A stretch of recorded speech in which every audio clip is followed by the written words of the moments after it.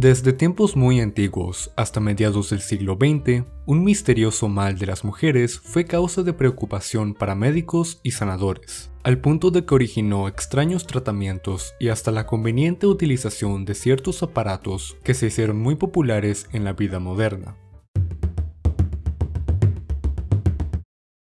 Esta es la curiosa historia de la histeria femenina.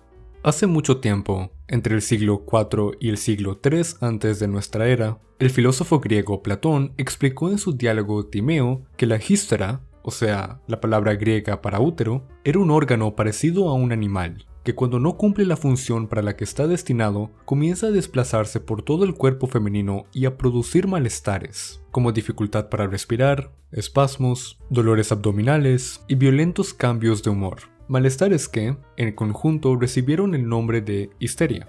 La única solución, para Platón, era que la mujer quedara embarazada. Y no solo Platón, sino también los médicos de la antigüedad creían que el útero causaba esos malestares a las mujeres, que ellos se esforzaban por aliviar con diferentes métodos, en especial cuando el embarazo no era posible, como el caso de las viudas. Sin embargo, su éxito fue limitado, quizá porque en realidad nadie estaba muy seguro de qué era realmente la histeria. Cuando llegó el siglo XIX, los médicos seguían preocupados por la histeria. Ya no pensaban que el útero se desplazaba por el cuerpo femenino, pero seguían creyendo que era un problema exclusivo de las mujeres, obviamente porque solo las mujeres tienen útero.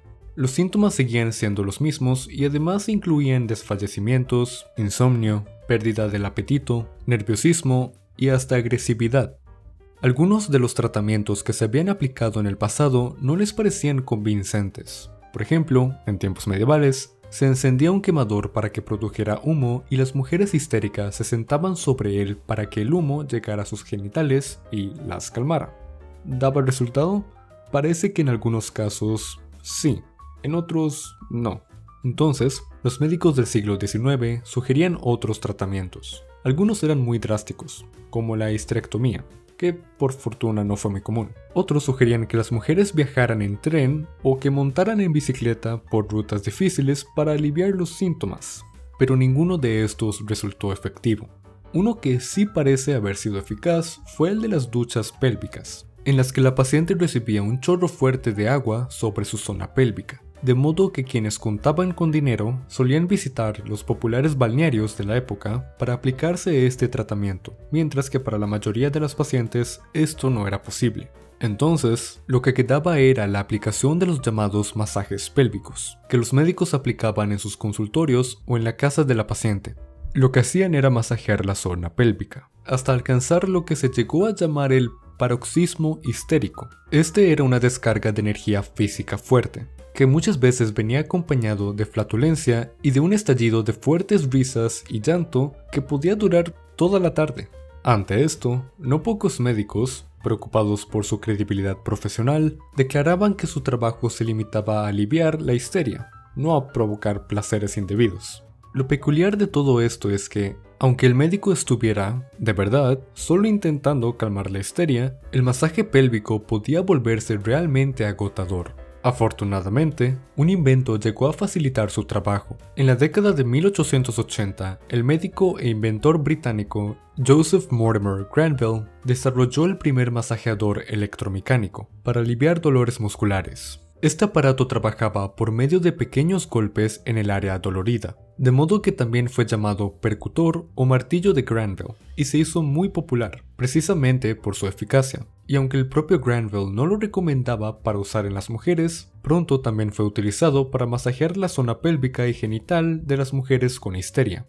El martillo de Granville era grande y debía ser usado en consulta y bajo supervisión, pero muy pronto aparecieron otras versiones más manejables, hasta que en 1902 se comercializaron los primeros masajeadores de uso casero, que las mujeres en la tranquilidad de su hogar podían utilizar para aliviar todo tipo de males, incluyendo, por supuesto, los producidos por la histeria.